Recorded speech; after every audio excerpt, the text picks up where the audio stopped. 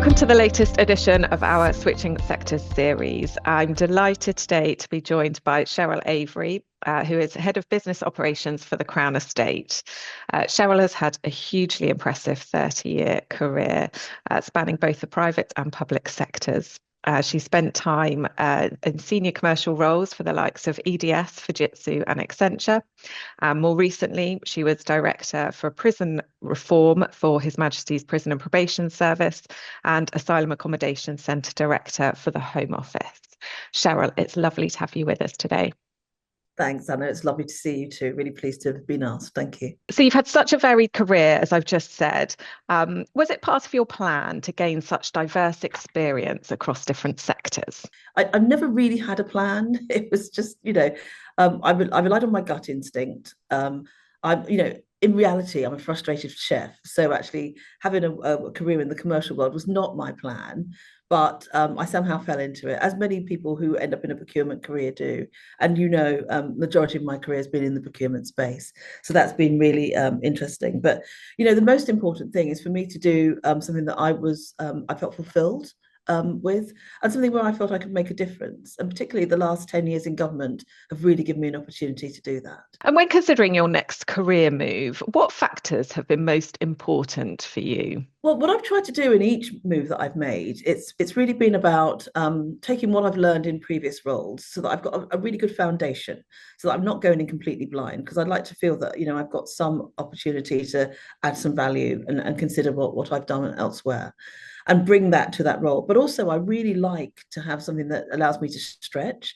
I've realized actually over my career that, that fear of sort of stepping into the unknown, I've lost some of that, because I think that, I've got a good core set of skills that I can apply to almost any environment, that are absolutely transferable, and that I can apply those to different environments. So obviously my procurement background is really important, and those commercial skills, which can be leveraged in so many different ways.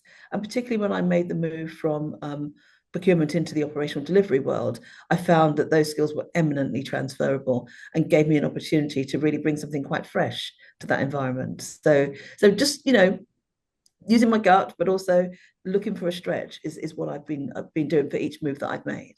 Was there a particular point in your career where you kind of came into your own and thought, no, actually, I know my stuff and I know that I can add value in different areas, different sectors, different roles? Was there a particular point, do you think? Yeah, being a working mother is a challenge, particularly as your child gets older. You want to be mum, but equally you want to have a demanding role. I've always been very career focused, and but I also wanted to be a mum, and it was really hard. Like so many other women out there, trying to juggle that has made it quite difficult. And at times, I deliberately didn't go for the bigger roles because I wanted to prioritize being a mother first.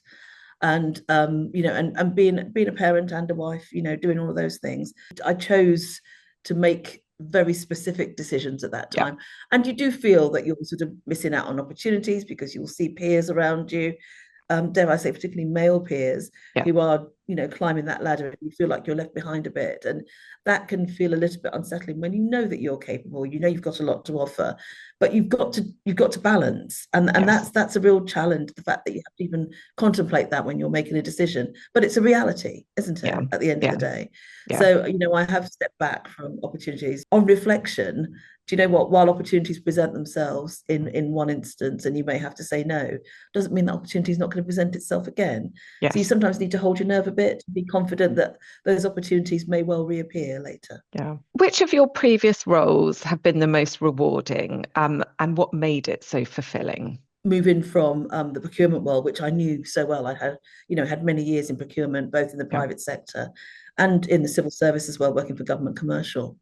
But my career ambition meant that I felt that I decided that I needed to do more than just procurement. So I was given the opportunity to move into the operational delivery world and to run a major program for government. So I had the opportunity to step into working for Her Majesty's Prison and Probation Service, working for the head of prisons at the time. In fact, I moved in lockdown, so which was the craziest time to make such a move, stepping out completely out of my comfort zone into a space I didn't know and people I only saw on a screen. So if you weigh up the odds, it's actually not the best move to make, but I did. I did make that move. And it taught me an awful lot, actually. about the fact that it's really easy to assume that people do wrong things and they get locked up for it. But actually, the story is never that simple. And the program that I was leading was about rolling out digital and Wi-Fi into across the whole prison estate in England and Wales, and going out and meeting people, working with the unions, working with the staff, the prison officers, working with the inmates as well, to understand what was needed for that environment. And it's quite a humbling experience, actually, because it made me realize that, at the end of the day, people are human. Once you humanized the agenda, you suddenly realized that it was a very different prospect. And it was really rewarding seeing people benefit from what felt like quite a simple solution, but actually it was transformative for them. But it was also transformative for the prison service as a whole. The fact that we were able to roll such a solution out and make such a difference to people's lives. We had, for example, one Christmas, we were able to run a video pilot whereby inmates were able to see their families open their Christmas presents, because there's a very strong rehabilitation agenda within the prison service and probation service. And it's believed that if there is a connection with the outside world, the chances of reoffending are dramatically reduced. So this was a digital solution that was enabling individuals to sort of connect with their families at a time when they could see that there was an end game in plan. They could connect and be part of the family, and that sort of motivation to want to get back out and be part of the family and fulfill a different role in life was really powerful. So fabulous. For what seemed like a relatively straightforward or simple solution, had a massive knock-on effect in such a positive way. So yeah, and really tangible, a really tangible impact on people's lives. Yeah, absolutely. We've spoken before about your role as head of the Asylum Accommodation Centres for the Home Office, and I know that was a particularly challenging role for you. As we know, some roles in government are politically charged and high profile. How do you maintain focus and resilience in those sort of tough circumstances? I'm smiling because I have to say that was a real test of all of my capabilities and my strengths and values, that particular role, because it was incredibly high profile. It was one of the PM's top 5. It was also politically charged. It was quite there were lots of voices who had an opinion on the program. And I talked about, with the prison solution, about humanizing. For me, understanding the fact that it was about real people, real lives, real situations, that helps you maintain your focus. I'm a child of immigrants. My parents, different situations, they were legal immigrants. They came over from the Caribbean in the 60s. And I know the challenges that they faced as welcome immigrants. And, dealing with people who are not welcome, it's a completely different challenge, but they are human beings at the end of the day. I'm really good at maintaining focus, and my superpower is calm, which I learned lots of. I use extensively while in the Home Office, because it's really important that no matter what's going on, to stay calm, because, as the leader of the team, people will feel emotional, they'll feel anxious. There's a lot of pressure to get things done at short notice. The objectives are sometimes feel unattainable. And it's really important to stay calm and focused. I had a really great team around me who really understood the agenda and what we needed to deliver. And irrespective of what was going on, we learned to just keep delivering. We had multiple solutions that we were trying to land, and to sort of keep each one live, but to equally make a decision to sort of shut things down if we felt that they weren't going anywhere. We had to sort of respond or react really quickly to that, while maintaining our communication with the ministerial team and the public, and across government as well. It was really important to sort of communicate clearly and really stay focused, but as they maintain that and resilience, because there were times when it was really quite tough, because the court of public opinion is quite a tough thing, of course, and you have to learn to rise above it. So it's important. Thank you. Can we talk a bit about your current role as head of Mm. business operations for the Crown Estate? Such an interesting organisation that I think most people will have heard of, but might be surprised to hear sort of the breadth of its remit. Our primary objective is about putting the nation's needs first, interests first. And, all the revenue that we generate goes back into Treasury for to support public spending. So there is a very strong altruistic element to what we do. And that's the great thing about this environment, actually. It's quite a unique organization in the sense that, we're not civil servants, we're Crown servants, so we're a Mhm. pseudo-public body. But there is a strong entrepreneurial element to what we do as well. There is so much creativity around how we make a difference to the nation. We're sort of closely aligned to the net zero agenda. And we're trying to sort of build properties and support the sort of housing agenda. There's lots of things that we do as an organisation that really give back to the public. And that was the part of the reason why I joined government previously, to feel that I was making a difference, and I absolutely get to fulfil that here as well.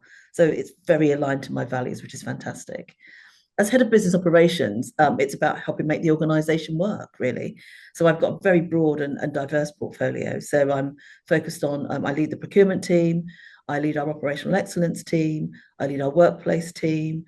I'm focused on transforming our procurement team, which is now aligned to the government procurement recent regulations, Mhm. PA23, which is about transparency and working with small to medium-sized enterprises and ensuring that we're getting value for money and making sure that we're aligned very closely to that.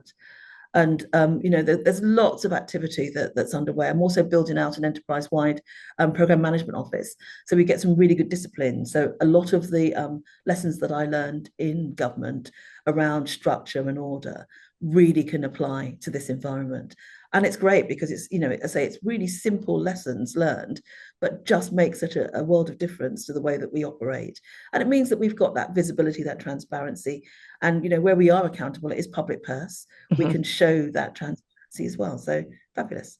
Yeah, absolutely. And so interesting, as you say, a commercial organization that's balancing revenue generation with ensuring sustainability Yeah. is a really exciting sort of challenge. Which brings me on to the Crown Estate's partnership with Great British Energy.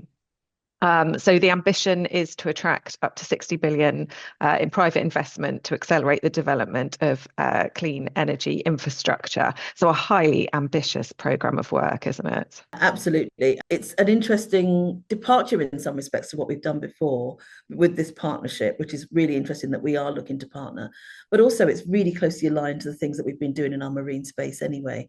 We were already focused on, heavily invested in the net zero agenda and sustainability and nature as well. So it's really important that, our values are really closely aligned with the government in wanting to deliver against that agenda.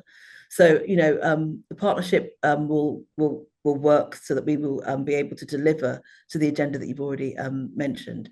And just, it's still in early stages working through the plans around how we're going to deliver that. Mhm. But it is really important. But when you look at the sort of the market dynamics at the moment around, the American influence, that's going to Yes, present an interesting absolutely. challenge for us. So it will be interesting to see how that plays out and evolves, because obviously there's a lot more focus on gas and oil.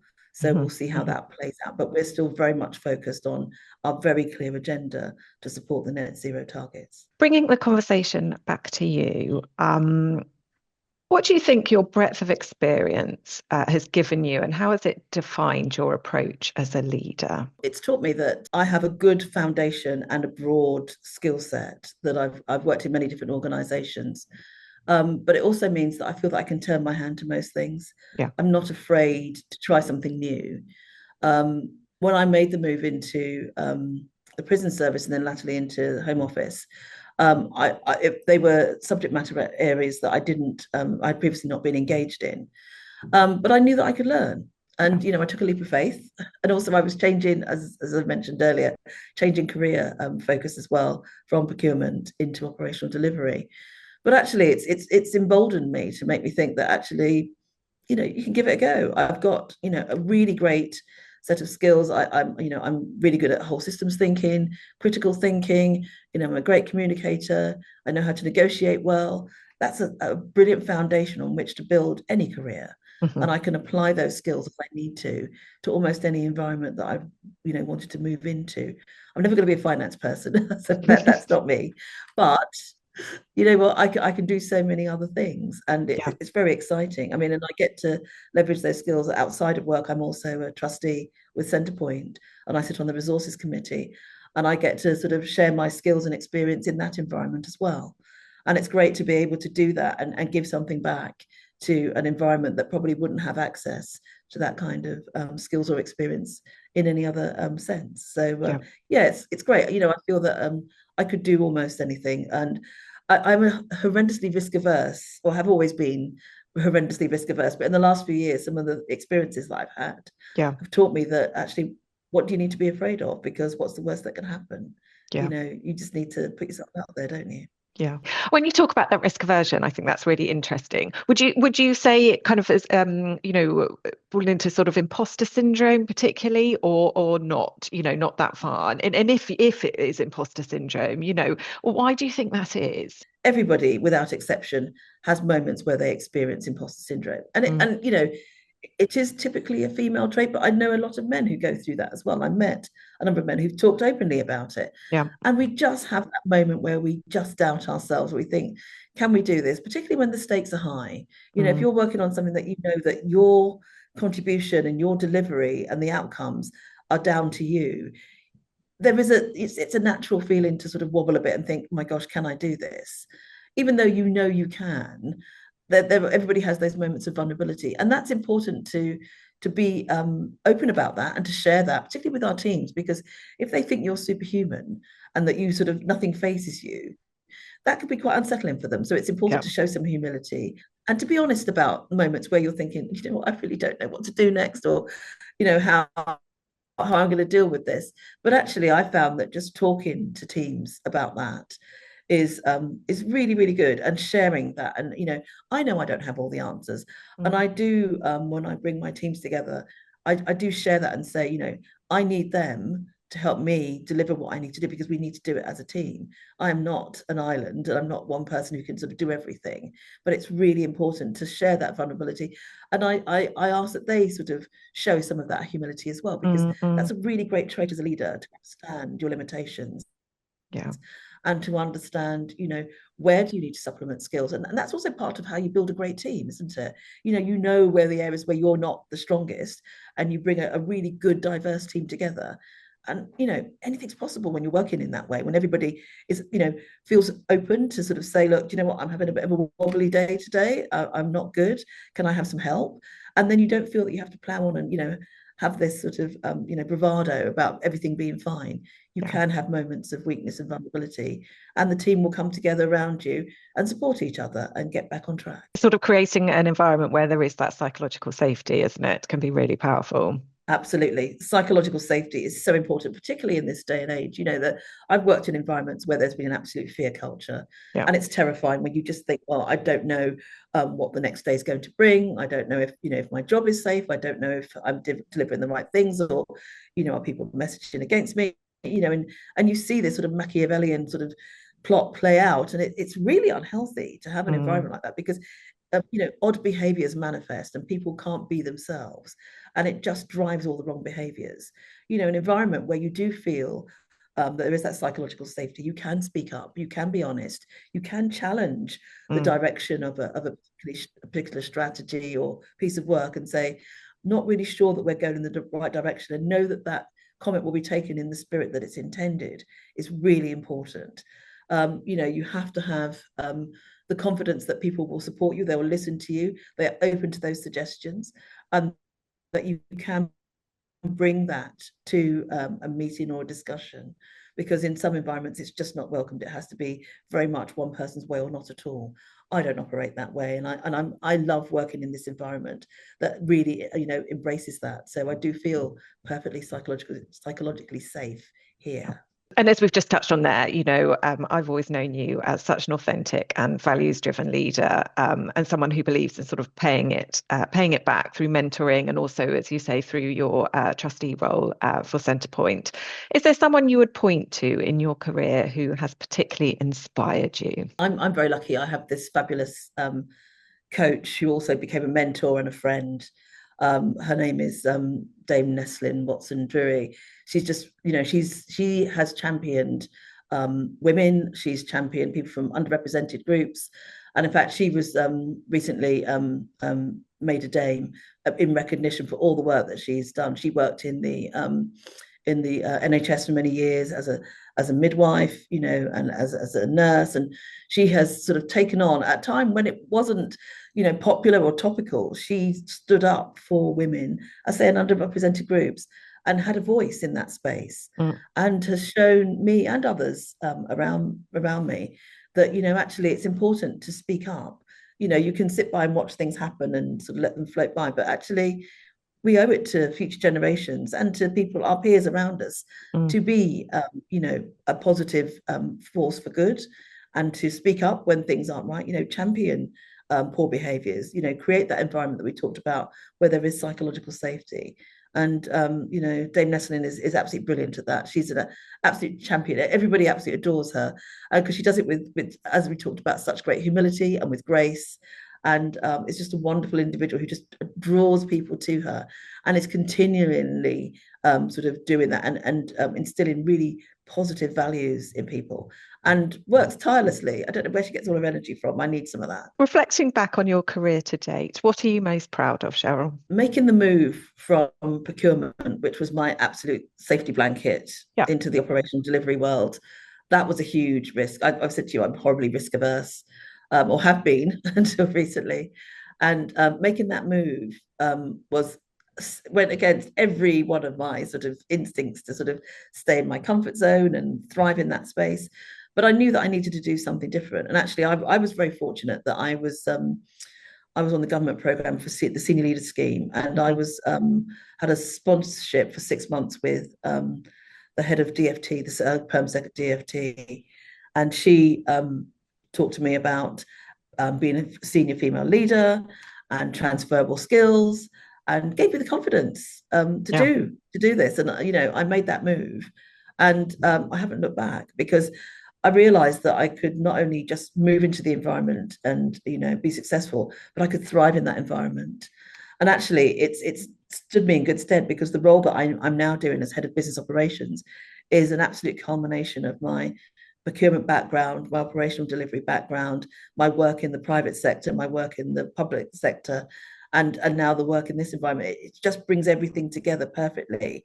It's just like the perfect storm, really. So I'm very fortunate to have had all of that experience come together in one role.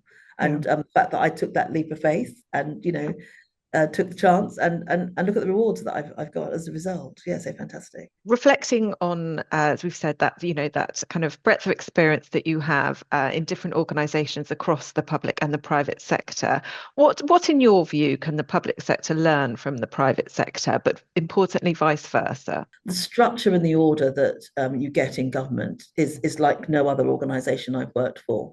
And I'm looking to apply some of those structures and orders into this environment here, because it just gives us a really great disciplined but consistent way of working.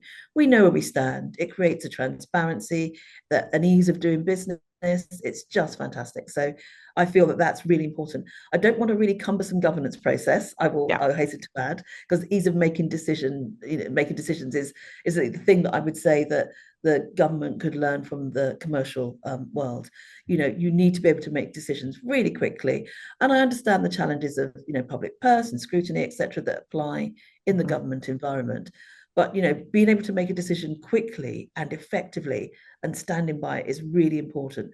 That's one of the things that I that sort of frustrated me a little when I worked in government. So it's really important to be in an environment where I can now sort of, help make those decisions quickly. So that's important to sort of share that with government colleagues. And finally, if someone was seeking your advice about making a move to the public sector, what one piece of advice would you give them? You're never going to get a better opportunity to give something back and make a difference, a tangible difference. So embrace it, go for it.